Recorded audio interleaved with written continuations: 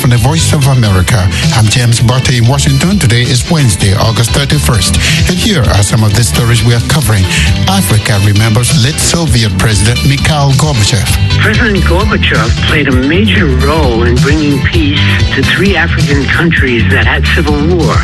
That was Angola, Mozambique, and Ethiopia. South Sudan graduates the first group of the country's unified army. Angolans wait to see if opposition party UNITA will officially challenge the election's results. Analysts say challenges to Kenya's presidential poll results have improved election integrity. The first ship carrying Ukrainian grain to Africa arrives in Djibouti. The food on the Brave Commander will feed 1.5 million people for 1 month in Ethiopia. So this makes a very big impact for those people who currently have nothing. And Nigerian authorities pledged support to find missing people. Those stories and more are coming up on Daybreak Africa.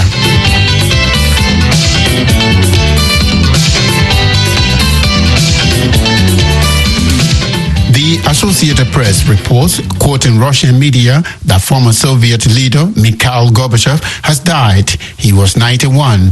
Gorbachev, as the last leader of the Soviet Union, waged a losing battle to salvage a crumbling empire, but produced extraordinary reforms that ended the Cold War. Ambassador Herman J. Cohen served as U.S. Assistant Secretary of State for African Affairs under President George H.W. Bush. He is also the author of a 2020 book entitled U.S. Policy Towards Africa, 8 Decades of Real Politics. Ambassador Cohen tells me that Gorbachev should be remembered as a leader who played a crucial role in bringing peace to 3 African countries that were at civil war at the time. President Gorbachev played a major role in bringing peace to 3 African countries that had civil war. That was Angola, Mozambique, and Ethiopia. When he met with President George H.W. Bush in 1990, he said, "Why don't we work together in bringing peace to these countries?" And President Bush agreed. So Gorbachev assigned one of his people to work with me. I was the Assistant Secretary of State for Africa. And we worked in these 3 countries. We had peace negotiations. And by the end of 1992, all 3 countries' civil wars ended. So I give President Gorbachev a lot of credit for starting the process of bringing peace to these 3 countries. And yet, Ambassador, as he passes away, we have war in Ukraine that is imposing tremendous hardship, not only on Africa, but almost globally. What do you make of that distinction? Well, when he was president of the Soviet Union, even after he left the presidency, he tried to change the political situation in the Soviet Union. He wanted to make it more democratic, but it was impossible. The Communist Party of the Soviet Union was too powerful. And I think that this caused former President Gorbachev to become very depressed and led to his illness. So his success in Africa was not matched in Russia, I'm afraid. So can we connect democracy in Africa to the role that Gorbachev might have played? I think so, because he said, yes, we must stop these civil wars, because the Soviet Union was supplying money to the Mozambican government and the Russian and the Angolan government, the Ethiopian, in order to pursue war against the rebels. And he decided that this was not a good thing. Instead of fighting rebels, they should negotiate. So I think this was the beginning of democracy coming to Africa. First you end the wars, and then you bring democracy. Coincidentally, Angola just had election. How about that? Elections are very good in Angola, but I have the feeling that the government of Angola could not allow itself to be defeated. So I think UNITA, who had observers in every election office, has decided that the election was not free and fair. And I tend to believe UNITA. Ambassador Cohen, in a few words, how do you think Africa should remember the late Soviet leader Mikhail Gorbachev? He was the first Soviet leader to look to have peace in Africa. All previous leaders wanted to encourage civil wars and use of military. He was the first leader to encourage peace in Africa. Ambassador Cohen, thank you so much. A pleasure always to speak with you. Thank you. Ambassador Herman J. Cohen is the former U.S. Assistant Secretary of State for African Affairs under President George H.W. Bush. He was speaking with us from Washington, D.C. The first shipment of Ukrainian grain to Africa since Russia's invasion has arrived in Djibouti. The grain will be distributed in Ethiopia to help the drought-stricken nation cope with worsening hunger that threatens to become a famine. Henry Wilkins reports from Addis Ababa. On Tuesday, the UN-chartered ship Brave Commander docked at port in the East African country of Djibouti. The ship is the first to carry grain to Africa from Ukraine since Russia invaded the country in February. Mike Dunford, East Africa Regional Director for the UN's World Food Programme, WFP, spoke to reporters at the port. The food on the Brave Commander will feed 1.5 million people for 1 month in Ethiopia. So this makes a very big impact for those people who currently have nothing, and now WFP will be able to provide them with their basic needs. A Russian blockade of Ukraine's seaports forced Ukraine to halt nearly all deliveries of grain, which sparked worries of worldwide food crisis. A settlement between Kiev and Moscow that was mediated by the UN and Turkey in July, known as the Black Sea Initiative, saw a resumption in exports of wheat, other foodstuffs and fertilizers from 3 Black Sea ports at the beginning of August. The WFP said 150,000 tons of additional wheat grain from Ukraine will be sent in the coming weeks, thanks to funding provided by the United States. In landlocked Ethiopia, where the grain is now headed, more than 5 million people have been displaced because of conflict. A total of 17 million people are in need of humanitarian assistance as the Horn of Africa endures another year of drought. Dunford says the Black Sea Initiative is a step towards easing the situation. We've already seen a reduction of 15% in wheat prices globally since the Black Sea Initiative commenced. What we want to see is more food flowing. We need, from WFP's perspective, millions of tons in this region. In Ethiopia alone, 3/4 of everything that we used to distribute originated from Ukraine and Russia. There are concerns the resumption of exports from Ukraine may not be enough to make a dent in the crisis. Abdullahi Halake is with the Washington-based advocacy group Refugees International. He says the amount of grain arriving to Ethiopia is not enough. When you consider over 20 million people are in need of humanitarian aid, and food inflation stands at 40%. So I think this is very important. Humanitarian organizations say parts of Ethiopia's northern Tigray region may be in a state of famine because of the conflict there and a de facto humanitarian blockade imposed by Ethiopia's federal government. Although limited aid was entering the region, renewed fighting between the government and Tigrayan forces that began last week led to the UN announcing Monday that it has suspended aid convoys into the region. Henry Wilkins for VOA News, Addis Ababa, Ethiopia. South Sudan government on Tuesday graduated the first group of the necessary unified forces at the country's Yongaram Mausoleum in the capital Juba. Uganda's President Yoweri Museveni and Sudanese military leader Abdel Fattah el-Burhan were among the dignitaries who attended the ceremony. Viola Elias reports for VOA from Juba. 21,973 forces comprise of VIP Protection Force, National Security Service, Police and the Prison Service, among others, were officially commissioned as the necessary unified forces after the country's Chief Justice Chanrech Modud saw them in. Thousands of South Sudanese witnessed as President Salva Kiir graduated them after completing their virus training in cantonment site centers in central Equatorial State. Speaking at the event, President Kiir noted it's been almost 4 years since the parties signed a peace deal. He says out of all the chapters in the peace deal, the graduation of the unified forces has been the most challenging yet most important part of the agreement. We are graduating them in phases because the training centers are widespread across the country and it is difficult to access some of them because of the floods. The batch we are graduating now are the cadets in training centers in parts of the greater Equatoria. Speaking at the same ceremony, Ugandan President Yoweri Museveni said Africans have gone through both internal and external crises. Museveni tells the South Sudanese people and the government that public service consumes a lot of resources and urged Kir administration to invest in agriculture, ICT and industries. He says for all the above-mentioned sectors to be operational, need a peaceful country. We should all understand the importance of peace and also the importance of the sectors that generate wealth, which are the other four I have talked about. The army may try to produce, but it cannot produce as much as the population, if the population has got peace. So I'm very happy to see that you are on the right track. Museveni says President Kir told him part of the delay was caused by a lack of money. Ethiopian Defense Minister Abraham Bile, who represented Prime Minister Ahmed Abiy, said the graduation of the unified forces is significant in asserting sustainable peace in South Sudan. He says the government of Ethiopia is optimistic that today's graduation marks a great leap forward to ending the transitional period as put in the roadmap.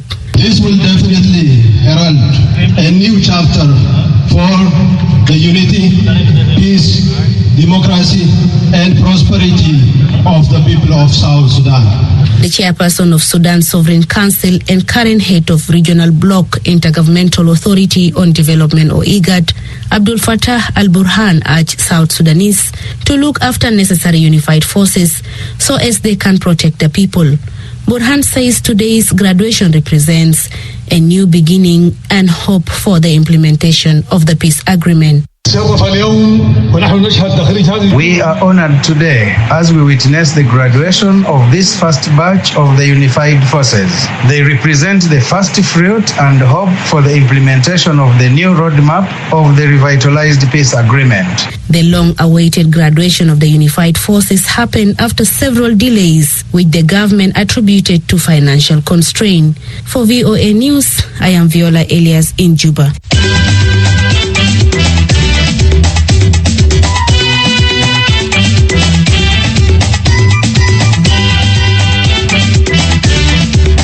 You are listening to Daybreak Africa on the Voice of America.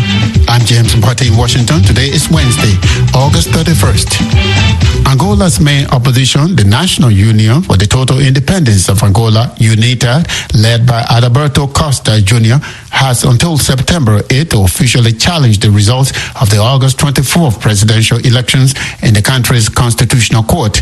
If not, the National Elections Commission will officially declare President João Lourenço of the ruling Popular Movement for the Liberation of Angola, MPLA, the winner. The commission's preliminary results show that President Lourenço won with 51.7% of votes and that main opposition leader Costa Jr. with 44.5%. Veteran independent Angolan journalist Mario Paivai in the Angolan capital Luanda tells me the country is waiting to see what UNITA will do next. The latest news on the ground is that UNITA reacted via its Secretary General, Álvaro Daniel, which says that UNITA do not recognize the electoral results and will react as soon as possible. UNITA is claiming in its statement, its complaint is about the suspended effects of the results of the elections. It means until the process ends, the party do not recognize the official results. UNITA also said that the National Electoral Commissions do not reflect the complaints that the party made in the plenary session of the National Electoral Commissions, which decides the definitive results. They also say these complaints are not reflected on the official minutes. How long does UNITA have before it can file a complaint or a challenge to the results? UNITA and other opposition parties, they are making complaints against the electoral results will have until next Thursday to officially present to the Constitutional Court his complaints. Then, after that, the Constitutional Court will have 72 hours to take an official decision. So it means we'll have until next week long days ahead to at least have the final decisions from the National Electoral Commissions. What is the reaction of civil society and ordinary Angolans to the declaration of President João Lourenço as the winner of the election? Several sectors of the civil society are protesting. The civil society movement calling mudar, a Portuguese word for change in English, are also collecting around 25,000 signatures to hand over to the courts in order to protest the electoral results. Other sectors of civil society are also protesting. Small groups of young protesters all around the country, especially in the main cities like Luanda and others, are making small protests, but the police is answering the protests. Some of them have been detained and they have a summary trial. So we have some kind of political tension rising around the country, and everybody is waiting for the days ahead and what will be the final decisions of the National Electoral Commission. Mario Pavai is a veteran independent Angolan journalist. He was speaking with us from the Angolan capital, Luanda. For the third time in his career, Kenya's main opposition leader, Raila Odinga, is challenging presidential election results at the country's Supreme Court. Some critics are mocking the former prime minister for again refusing to accept defeat. But legal experts say Odinga's position have improved the integrity of Kenya's elections and the stability of its democracy. Juma Majanga reports from Nairobi. The sight of 77-year-old Raila Odinga carrying stacks of his petition challenging the outcome of Kenya's August 9 presidential election to the Supreme Court has gotten mixed reactions on social media. Some critics mocked the veteran politician, while others have praised his persistent fight for what he and his supporters see as electoral justice. Paul Mwangi is Raila Odinga's lawyer who has participated in all presidential election petitions. Those who keep criticizing the fact that Raila files petitions are the people who would want to commit wrongs and hope that there is no accountability for them. What they want to do is create an atmosphere of impunity where they are never held to account. The quest for electoral fairness in Kenya started 3 decades ago following the country's first multi-party presidential election in 1992. The late Kenneth Matiba and Mwai Kibaki challenged the elections of President Daniel Moi in 1992 and 1997. Herman Manyora, a professor of political science at the University of Nairobi, says the petitions have helped entrench democracy in Kenya. Any of these things must be seen within the context of the struggle for democracy, human rights, and the overall good of the country. The little gains we have made over years have been from things of that nature. So when Matiba goes to court, Kibaki goes to court, you are trying to enhance and extend the frontiers of democracy. After upholding the election of Uhuru Kenyatta in 2013, the Kenyan Supreme Court made history in 2017 by being the first court in Africa to nullify the election of a sitting president after Odinga filed a petition in that case. The court cited election irregularities and ordered a new vote won by incumbent President Uhuru Kenyatta. Now, after a narrow loss in this year's election, Odinga is back at the Supreme Court for the 3rd time in a row. Here again is Paul Mwangi. The biggest thing we would want the court to do is go back to exactly what it did last time and tell them, we told you to change so that you can deliver a credible election. You did not change. yet again you have failed to deliver a credible election. So we are going to do the same thing we did last time, which is that we are going to annul that election. Professor Manyora says challenging the system has long-term benefits. So if you go to court, whether you lose the case or not, at the end of it all, there's something democracy will have gained. There's something the country will have gained. And this is how we must see the struggle of one Raila Odinga.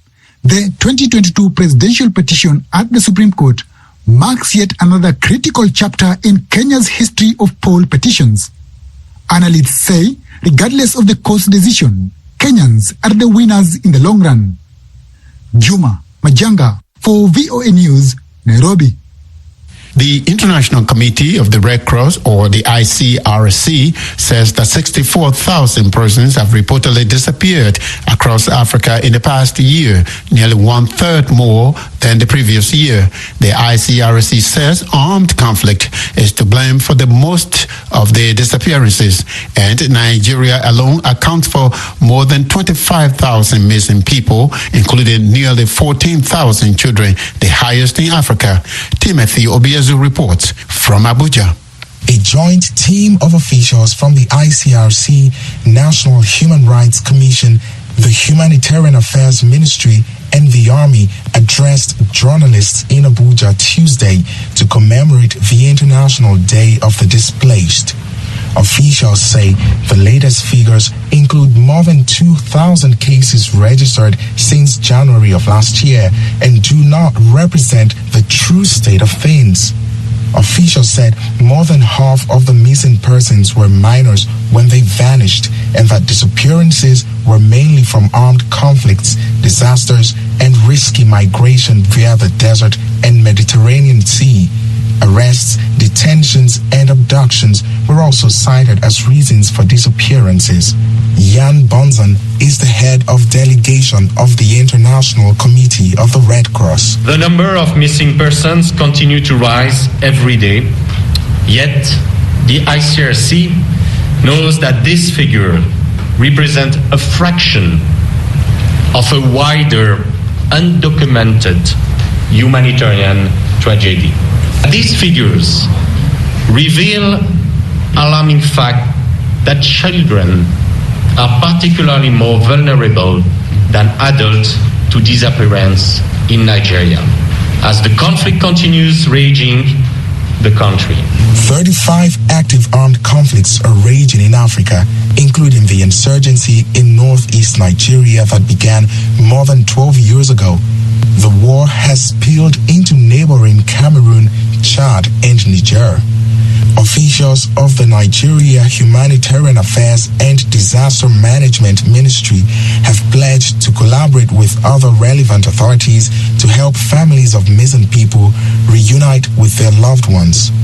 Nasir Sani Gwaza is the permanent secretary of the Humanitarian Affairs Ministry. I want to assure you that the ministry is working earnestly to develop humanitarian policies and provide effective coordination of national and international interventions to ensure strategic disaster mitigation, preparedness, and response, managing the implementation of fair social inclusion and protection programs in Nigeria.